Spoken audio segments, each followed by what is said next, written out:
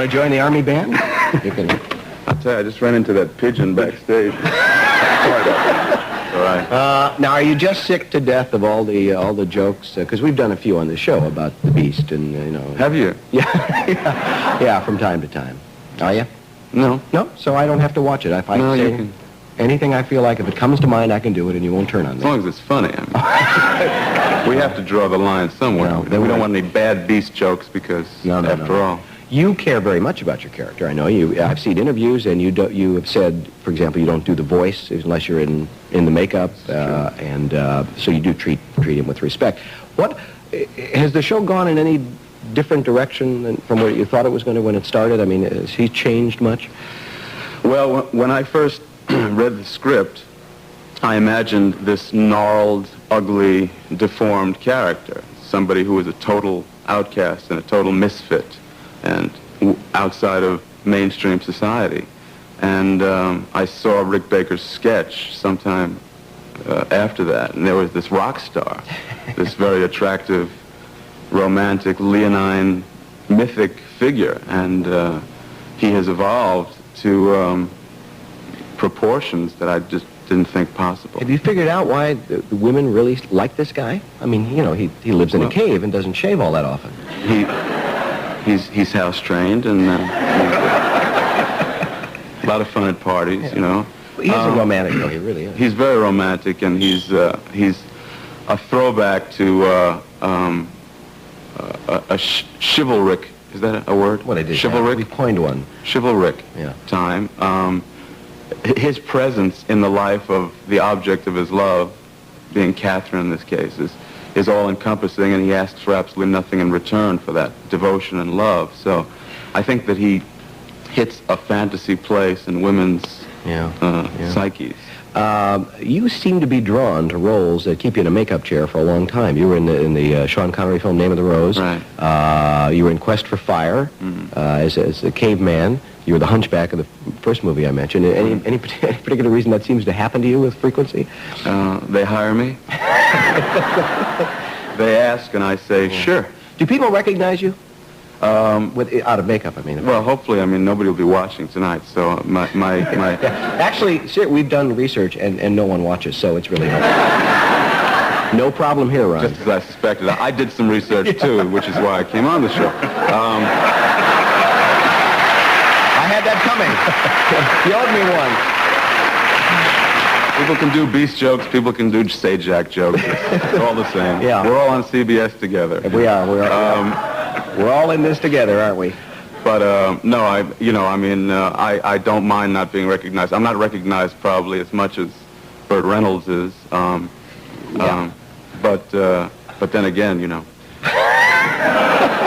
there's a finish there somewhere, and you can just supply that. Now, when you're out doing location filming, as you are from time to time, and you're in the regalia, it must cause a stir from time to time. As a matter of fact, a couple of weeks ago we were shooting at Mercy Hospital, which is in downtown L.A., and we had just gotten finished shooting on the 16th floor of the scene, and they made the mistake of releasing me without, having a sort of an escort to show me I have a terrible sense of direction.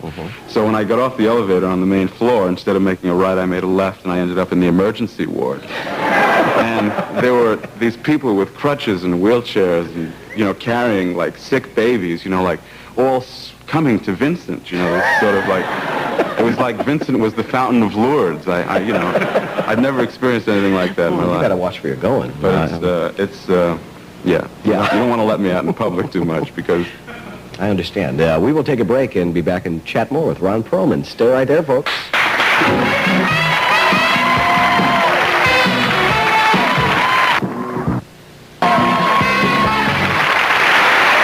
Back with Ron Perlman, who plays Vincent on Beauty and the Beast. We talked about Vincent being romantic. Is there an album in the works? Is this true? This is true? Yeah. There is a record album. It'll be out in your stores beginning in April. And, Vincent Howells? Vincent what? Vincent Singh? Vincent is the Barry White of the tonal world. Hey, baby, that kind of thing. Is he going to do poetry? Yeah. What has happened is every once in a while on the show he's given to breaking out into these readings of famous poems and sonnets. And the mail that we got in response to that, I just think people weren't used to seeing that kind of thing at 8 o'clock on network television, was overwhelmingly positive, and Capitol Records jumped on the bandwagon. And now you're a recording star. See all this stuff happening. We're going to look at a piece of film from an upcoming episode, right. I guess. Now, it has been reported that there may be an interspecies kiss coming up on the show. Can you say that word on the air? I'm not sure. I just because that's a 4-letter word on our show.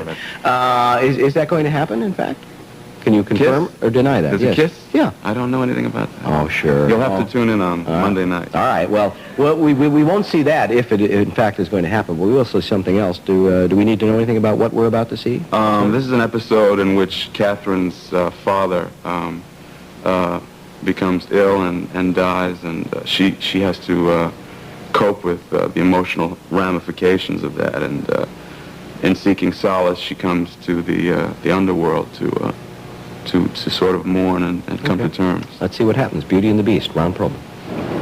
It's strange. What? Being here makes me realize what I've been missing all along. The chance to be with you. I wasn't sure if this time would ever come. If I would ever be so certain. But you know, it's always been a dream. For both of us. I want to stay. Catherine. You know me, Vincent. You know what I'm feeling. I want to live in your world. I don't want to go back.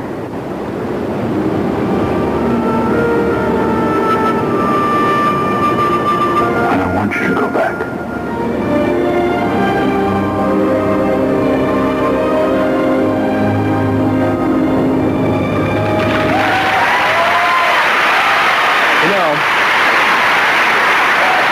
It really is.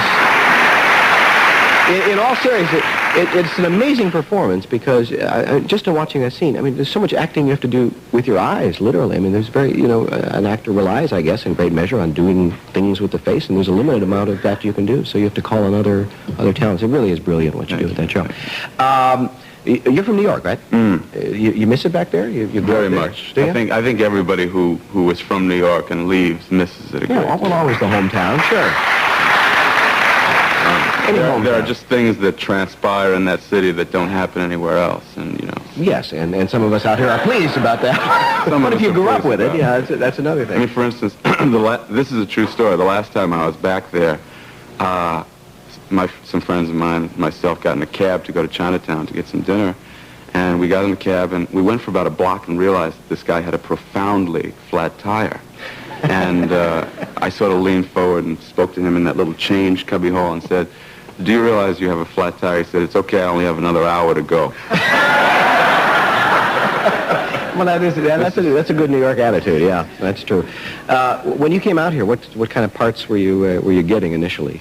None. That good, huh? When I first arrived in town, this was about 4 years ago, the only thing that I was known for was the caveman in Quest for Fire. And so I would go to meetings with various producers, and they'd take a look at the resume, and they'd remember my work in Quest for Fire, and they'd go, "Ron, you're real good. There's the part of a Hispanic woman that's in this. You could play that.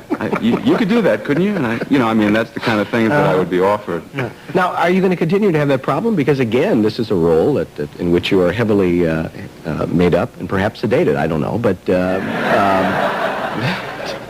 Perhaps. Will there be more Hispanic women in your future? I don't know. No.